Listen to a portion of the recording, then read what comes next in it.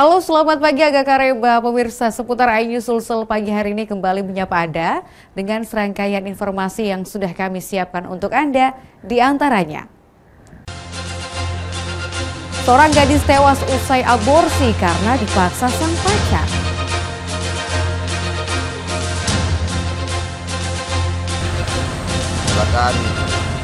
Seorang pengendara sepeda motor tewas terlindas ban truk.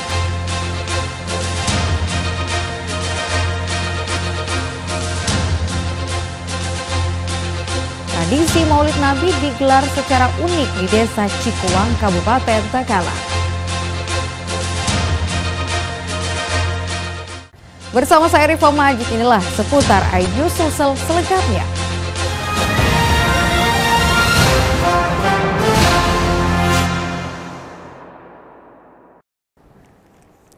Pemirsa, seorang gadis berusia 24 tahun di Kota Makassar tewas usai nekat menggugurkan kandungannya yang berusia 9 minggu. Polisi yang melakukan penyelidikan berhasil menangkap kekasih dan juga teman wanita korban. Pria berinisial MR berusia 26 tahun, kekasih korban nekat mencekoki obat aborsi pada korban lantaran belum siap berumah tangga. Seorang pria berinisial MR 26 tahun di Kota Makassar tega mencekoki pacarnya berinisial RH 24 tahun menggunakan obat penggugur kandungan hingga meninggal dunia. Seorang gadis di Kota Makassar berinisial RH 24 tahun tewas usai nekat menggugurkan kandungannya berusia 9 minggu. Korban tewas dalam keadaan mengandung dan mulutnya mengeluarkan busa di Rumah Sakit Islam Faisal yang terletak di Kecamatan Rapocin di Kota Makassar, Kamis lalu 12 Oktober 2023. Korban yang belum pernah menikah lalu menimbulkan kecurigaan keluarga, lantas melapor ke Mapolrestabes Makassar guna mengungkap penyebab kematiannya. Dari hasil penyelidikan kepolisian, pelaku yang merupakan kekasih korban diamankan di Kabupaten Baros tanpa perlawanan sedikit pun, lalu digiring ke Mapolrestabes Makassar. Kasat Reskrim Polrestabes Makassar AKBP Ridwan Jason Maruli Hutagaul mengatakan bahwa hubungan yang terjalin antara pelaku MR dan korban RH sejak Februari 2023 lalu. Namun keduanya belum siap berumah tangga hingga nekat menggugurkan janinnya. Aksi bejat pelaku pun melibatkan teman wanitanya yakni berinisial CK 35 tahun. Adapun barang bukti yang turut diamankan yaitu 4 handphone yang digunakan untuk memesan obat penggugur janin, buku catatan obat penggugur kandungan, bekas muntahan korban, serta obat penggugur kandungan yang diamankan di kos korban yang terletak di Kecamatan Tamalate.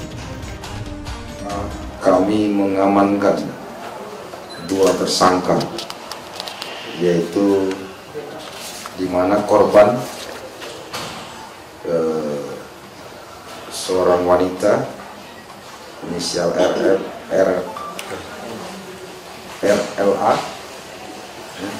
karyawan umur 27 tahun, meninggal yang diduga dilakukan oleh pacarnya sendiri, yaitu atas nama MRS, seorang umur 26 tahun, dan dibantu seorang wanita,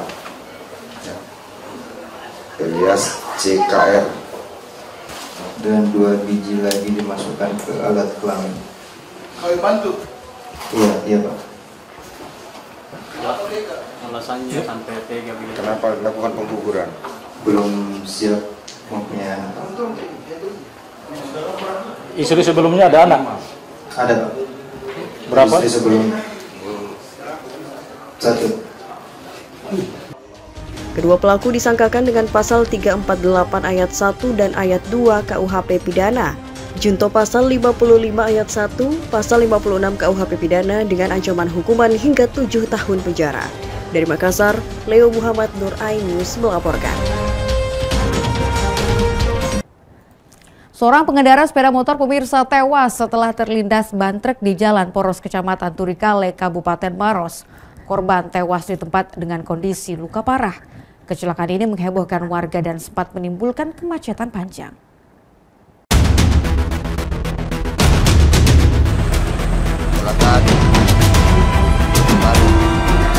Kecelakaan maut melibatkan sepeda motor dengan truk muatan batu kerikil di Jalan Poros Kelurahan Petuadai, Kecamatan Turikale, Kabupaten Baros. Video amatir warga memperlihatkan korban pengendara sepeda motor tergeletak di tengah jalan dan sontak menghebohkan warga hingga menimbulkan kemacetan panjang.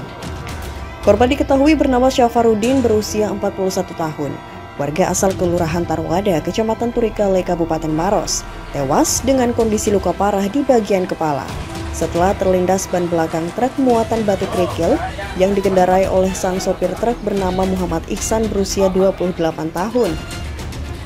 Jenazah korban pun kemudian dibawa ke Rumah Sakit Umum Daerah Maros untuk dibersihkan sebelum dipulangkan ke rumah duka. Polisian unit Laka Lantas Polres Maros yang tiba di lokasi langsung melakukan olah TKP dan memeriksa sejumlah saksi termasuk supir truk. Sebelumnya kecelakaan maut ini terjadi saat truk muatan batu kerikil melaju dari arah Makassar menuju kota Maros. Namun setiba di lokasi, truk tersebut kemudian mengambil lajur ke kanan saat hendak melewati truk yang tengah terparkir di pinggir jalan. Naasnya dari arah bersamaan di jalur kanan, tiba-tiba muncul sepeda motor hingga terserempet lalu menabrak pembatas jalan. Hingga akhirnya pengendara sepeda motor terjatuh di tengah jalan dan terlindas ban belakang truk. Untuk sementara, sopir dan kedua barang bukti kami sudah amankan di Mapolres. Dugaan sementara Pak? Dugaan sementara hasil olah TKP kemungkinan kedua pengendara ini kurang hati-hati pada saat berada di TKP. Sementara itu, sepeda motor korban dan truk beserta sopirnya telah diamankan dan kini kasus kecelakaan maut ini ditangani unit Gakum Satlantas Polres Maros.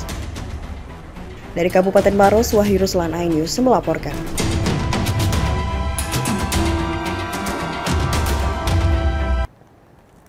Beralih ke informasi lain pemirsa, usai Asosiasi Pemerintah Desa Seluruh Indonesia atau APDESI melakukan aksi demonstrasi menolak penggunaan dana desa untuk tanaman pangan budidaya pisang, pejabat Gubernur Sulawesi Selatan Bahtiar Baharudin akhirnya melakukan pertemuan dengan pengurus APDESI di kantor Gubernur Sulsel.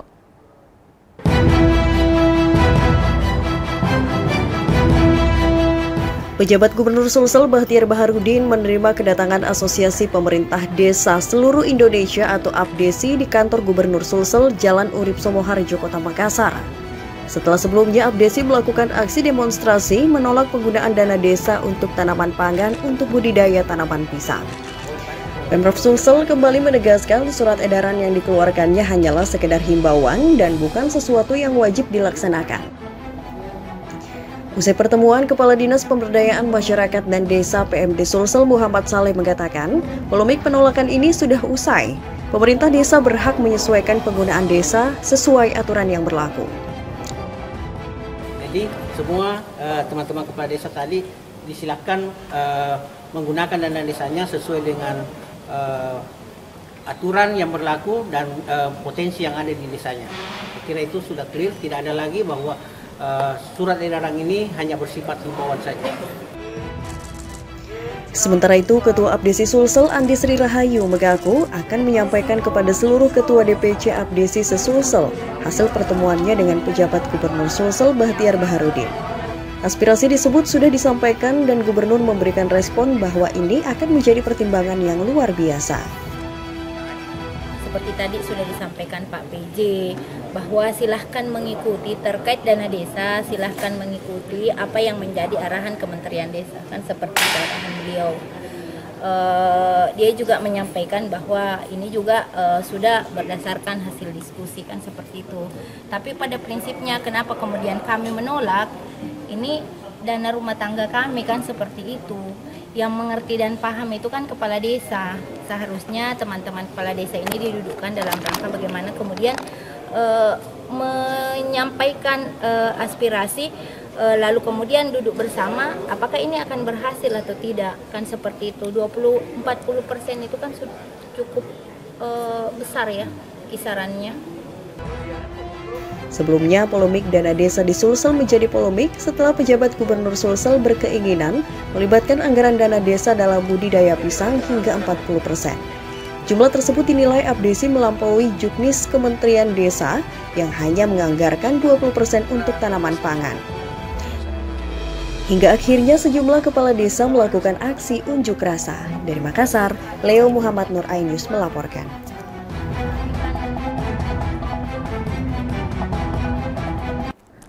Pemirsa, simulasi pengamanan pemilu di Kabupaten Luwu Utara membuat satu anggota polisi benar-benar terluka hingga harus dievakuasi.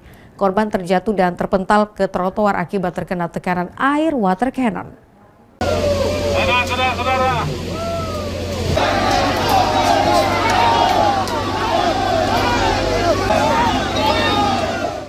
Simulasi pengamanan pemilu di depan kantor KPU Kabupaten Luwu Utara, Sulawesi Selatan membuat satu anggota polisi yang bertindak sebagai demonstran benar-benar terluka hingga harus dievakuasi dari kerumunan. Korban terluka di bagian kepala karena tidak sengaja terkena semprotan water cannon bertekanan tinggi.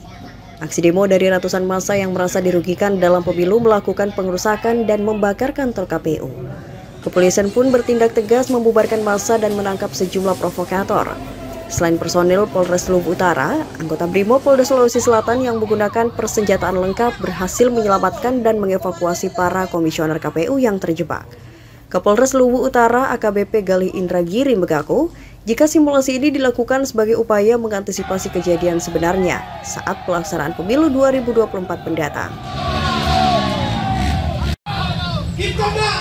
Jadi harapan kami ya sebagai program fungsi keamanan, kita berharap pelaksanaan kegiatan pesta demokrasi ke depan bisa berjalan dengan aman, tertib dan lancar, jujur dan adil ya sesuai harapan dan perintah dari Bapak Presiden kita.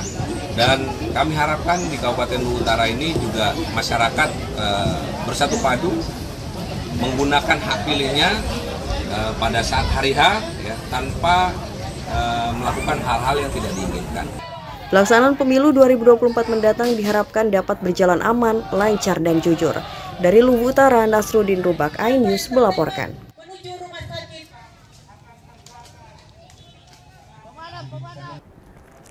Pemirsa, menyusul perubahan iklim, Forkopimda Sulawesi Selatan mengecek pasokan ikan di tempat pelelangan ikan daerah Pawatere, Makassar.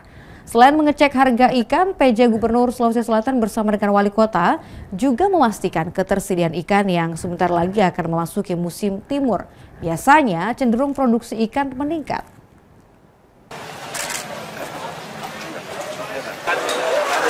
Menjelang masuknya musim timur yang biasanya cenderung produksi ikan meningkat, Forkopimda Sulawesi Selatan langsung menyambangi tempat pelelangan ikan daerah Pawatere, Kota Makassar. Pejabat Gubernur Sulsel Bahtiar Bahrudin bersama Wali Kota Makassar Deni Pomanto dan seluruh Forkopimda ini satu persatu mengecek lapak pedagang ikan yang berada di lokasi itu. Pengecekan tersebut guna mengetahui harga ikan yang dijual oleh pedagang hingga ketersediaan di pelelangan ikan Pawatere. Harga ikan ini diketahui sangat berkontribusi terhadap inflasi di Sulawesi Selatan. Seperti ikan kembung atau katombo yang ternyata harganya turun. Ikan kembung yang biasanya dijual seharga Rp45.000 per keranjang kecil, kini dijual menjadi Rp35.000 per keranjang kecil. Untuk ikan bolu atau bandeng masih stabil, harganya masih bertahan di harga Rp12.000 per ekornya. Sementara untuk ikan lainnya masih stabil. Berdasarkan data dari Himpunan Nelayan Seluruh Indonesia Kota Makassar, harga ikan masih stabil dan memang ikan sangat tergantung dengan cuaca. Namun, dengan konsep keramba, para nelayan tidak lagi tergantung dengan cuaca. Diketahui, Sulsel memiliki potensi perikanan yang diakui daerah lain. Ya, jadi, saya baru dapat pencerahan nih sama Ketua Himpunan Nelayan, sama tanya kita sama beliau. Setelah kita cek harga-harga ikan yang berkontribusi terhadap inflasi kita, misalnya ikan kembung. Ternyata malah harganya mulai turun malah. Cuma satu memang yang relatif stabil harganya dan kecenderungan bertahan itu ikan bolu, ikan bandeng. Dan itu karena memang karena tidak tepat. Iya, yang lain alhamdulillah stabil. Potensi ikan khusus kebutuhan ekspor Sulsel masih stabil dan tersedia banyak. Termasuk ikan kerapu, tuna, dan udang ronggeng. Bahkan ikan di Sulawesi Selatan sangat berlimpah. Berdasarkan hukum alam, pada waktu tertentu dari musim timur, ikan-ikan akan mulai terlihat. Dari Makassar, Leo Muhammad Nur, iNews melaporkan.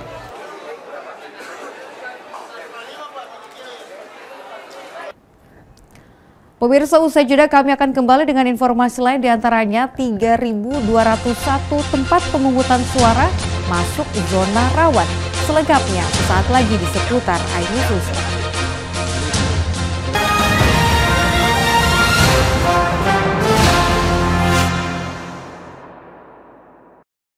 Cobalah, mari kita semua saling menyayangi dan saling berbagi, dan bersama untuk hadapi bencana, kelak sambut pagi dan cerah mentari.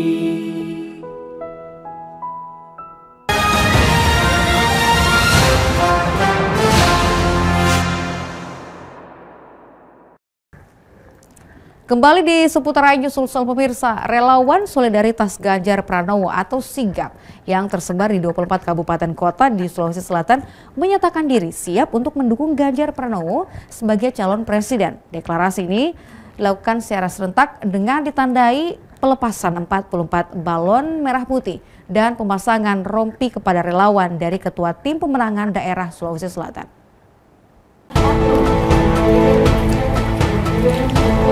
Ratusan relawan Ganjar Pranowo di 24 kabupaten kota di Sulawesi Selatan secara serentak mendeklarasikan dukungannya terhadap Ganjar Pranowo pada Pilpres 2024 mendatang.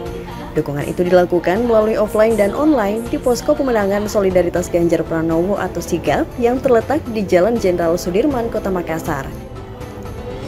Relawan Sigap ini menyampaikan dukungan dan ingin bergabung dalam perjuangan untuk Ganjar Pranowo. Bukan saja organisasi, namun juga seluruh jejaring di 24 kabupaten dan kota. Deklarasi relawan ini akan bergerak selaras dengan satu tujuan dan kekuatan agar bisa memenangkan Ganjar Pranowo di pemilihan presiden 2024 mendatang. Deklarasi ini juga ditandai dengan pelepasan 44 balon merah putih dan pemasangan rompi kepada relawan Sigap dari Ketua Tim Pemenangan Daerah Sulsel Muhammad Ramdan Pomanto, tak lain adalah Wali Kota Makassar, sebagai bentuk relawan Sigap dalam mendukung Ganjar Pranowo di Pilpres 2024 mendatang. Diketahui relawan Sigap sudah berada di 24 kabupaten kota di Sulawesi Selatan, mulai dari dusun, desa, kecamatan hingga kabupaten.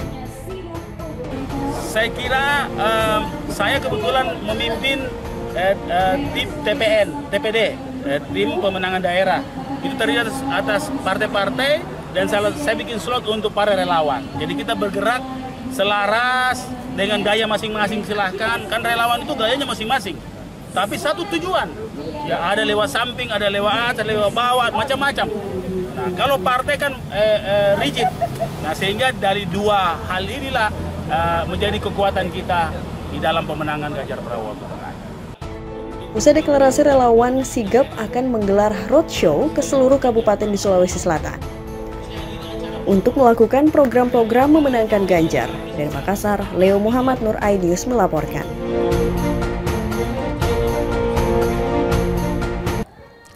Pemirsa, sebagai bentuk kepedulian terhadap korban kebakaran di Jalan Serigala, Kota Makassar, DPW Partai Perindo Sulawesi Selatan menyalurkan bantuan sembako berupa makanan siap saji, pakaian dan juga alat tulis. Bantuan ini diharapkan dapat meringankan beban warga yang menjadi korban kebakaran.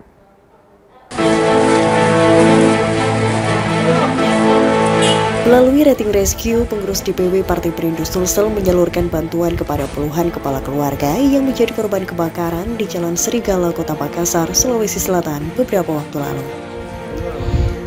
Sesuai dengan nomor urut partai yakni nomor 16 pada kertas pemilu mendatang, DPW Perindo Sulsel menyiapkan 16 paket sembako berupa makanan siap saji seperti mie instan, susu, ikan kaleng, minyak goreng, tepung dan telur, serta pakaian dan peralatan sekolah seperti buku. Proses penyaluran pun dilakukan secara simbolis, di mana seluruh bantuan ini disimpan di posko dan nantinya disalurkan kepada warga yang menjadi korban kebakaran. Bantuan ini sejalan dengan program Ketua Umum DPP Partai Perindo Haritanu Sudibyo yang terus bergerak langsung dan menyalurkan bantuan bagi warga yang kurang mampu dan berharap Partai Perindo dapat diterima di seluruh lapisan masyarakat. Hari ini kita sempatkan untuk memberikan bantuan kepada korban kebakaran. Semua disalurkan keluarga melalui Ibu Lurah setempat.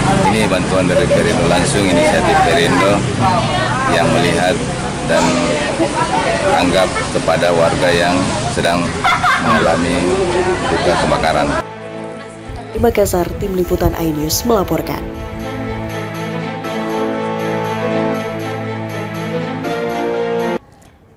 Informasi lain pemirsa, sebanyak 3.201 tempat pemungutan suara masuk zona rawan di Sulawesi Selatan. Untuk itu, Kepolisian Daerah Sulawesi Selatan mengerahkan 12.867 personil untuk kemudian mengamankan pemilu. Dan sejumlah personil ini pun dilibatkan dalam gelar pasukan Ops Mantap Barata di lapangan Karebosi, Makassar.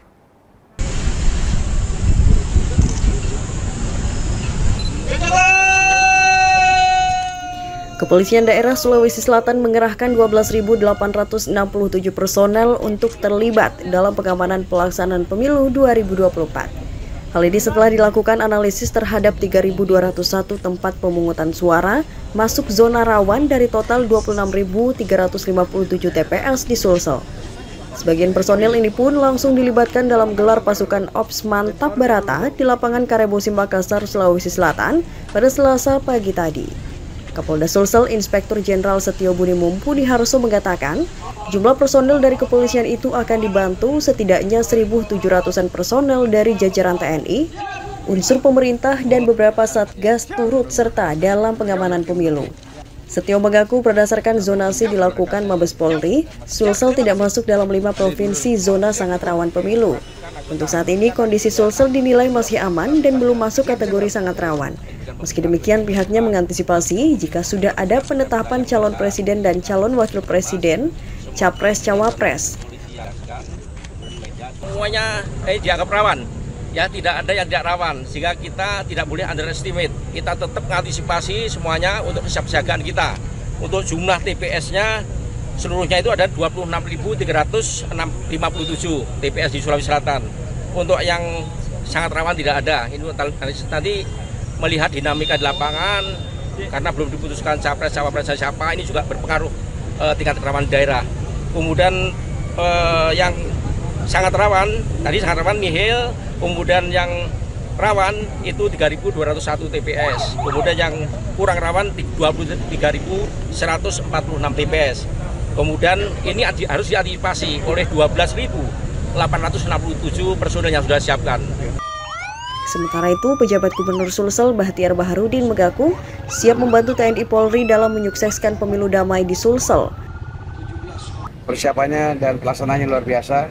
Dengan demikian ada semacam latihan ya bersama antara TNI Polri dalam bagaimana mengamankan pemilu dan pilkada serentak 20 insya Allah. Kita lihat hari ini sukses luar biasa. Kita terima kasih pada Pak Kapolda dan seluruh jajaran, dan kami pemerintah Provinsi Selatan sebagai gubernur, sebagai wakil pemerintah pusat, kami siap mendukung sepenuhnya apapun yang dibutuhkan oleh kawan-kawan TNI Polri dalam rangka menjalankan tugasnya mengamankan pemilu dan pilkada serentak 2024. Dari Makassar, Leo Muhammad Nur iNews melaporkan.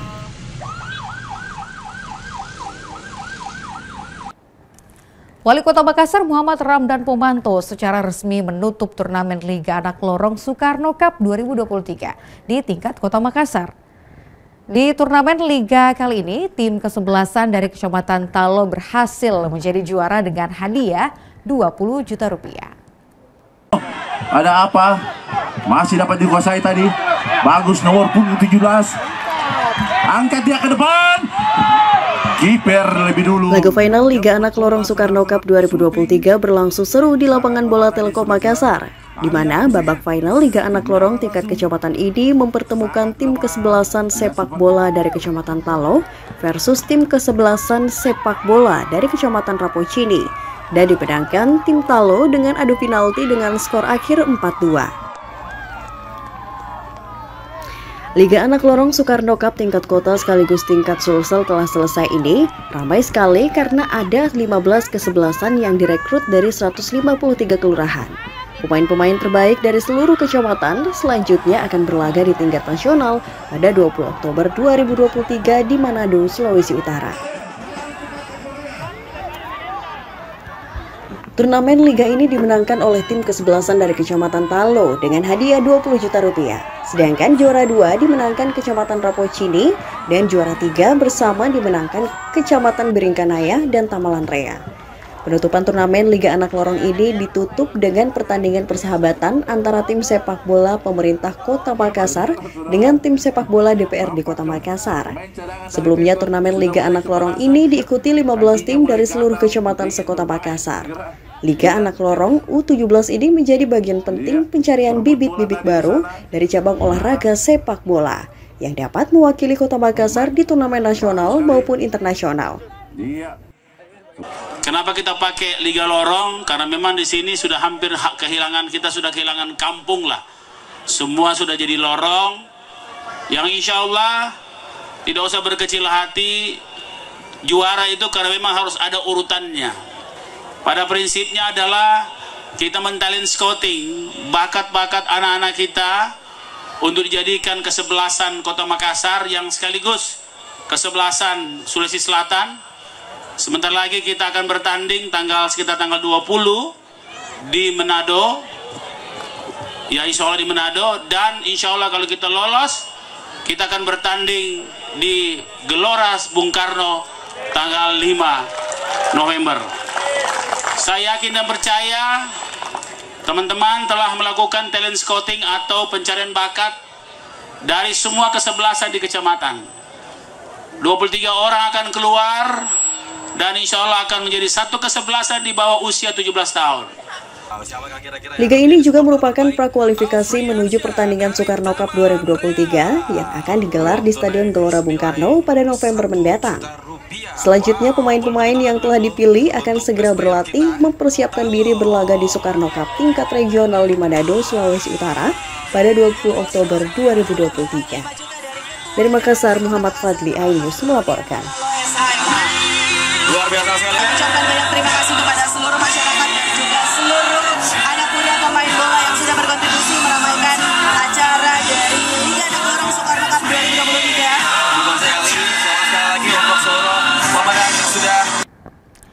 Pemirsa, tradisi Maulid Nabi digelar secara unik di Desa Cikowang, Kabupaten Takalar, dengan menggunakan miniatur perahu pinisi, juga kain dan sarung sebagai layar kapal. Tradisi ini disambut antusias oleh warga setempat, hingga pengunjung dari berbagai daerah pun ikut meramaikan.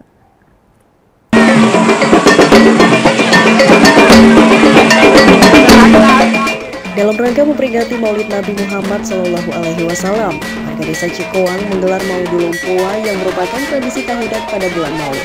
Setiap tahun, tradisi Maulid Lompoa ini dinantikan oleh warga setempat maupun dari luar daerah. Selain menggunakan miniatur kapal pinisi dengan hiasan perlengkapan sehari-hari yang merupakan simbolisasi bahwa ajaran Islam masuk ke wilayah Cikowang dibawa oleh para pedagang. Keunikan lain dari tradisi ini terdapat pada bakul yang terbuat dari daun lontar untuk menjaga tradisi maulid yang kini bergeser dengan menggunakan ember atau alat modern lainnya. Ribuan pengunjung yang terus berdatangan dari pagi hingga sore ikut serta dan menyaksikan berbagai rangkaian kegiatan seperti pamanca atau atraksi pencaksilat yang dipertunjukkan oleh pemuda asli Cikowang. Kalau berbicara tentang dari daerah mana saja sih, kita bisa lihat ada ribuan pengunjung yang datang dari sini. Bahkan bukan hanya dari Kabupaten Takalar saja, ada beberapa daerah termasuk dari Kabupaten Bantaeng kemarin, juga ada Kabupaten Jeneponto. Jadi orang sini itu berusaha memanggil keluarganya yang dari luar untuk bersama-sama meramaikan acara Maulid ini. Maulid Lompoa ini kegiatan kultur budaya yang secara turun-temurun terus dilaksanakan. Aduh, meriah banget, gendang-gendangnya. Iya Pak, iya, seru. Bagus. Tadinya kita kira itu orang mencuci jemur. Iya, ternyata dihiasi dengan pakai. Ya inilah kelebihan dari Cikowang.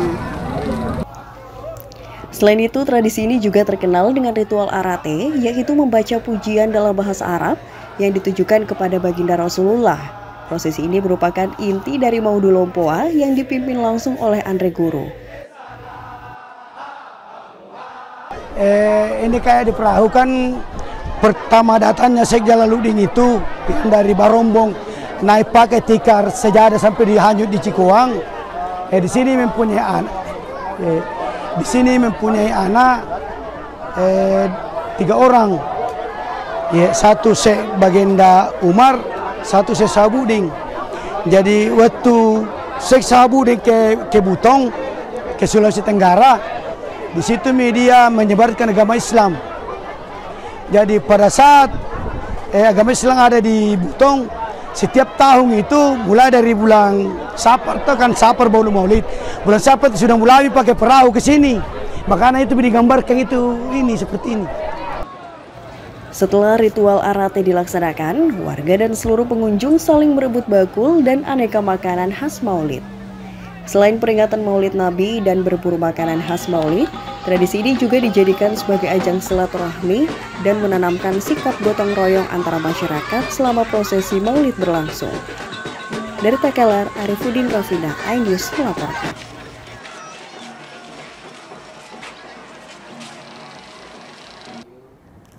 Pemirsa, informasi tadi mengakhiri kebersamaan kita pagi ini di seputar iNews Sulsel.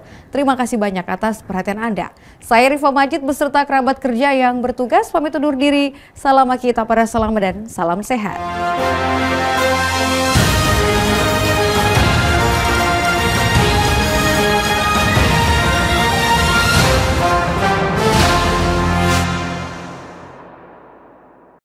Dan cobalah, mari kita semua saling menyayangi dan saling berbagi, dan bersama untuk hadapi bencana, kelak sambut pagi dan cerah mentari.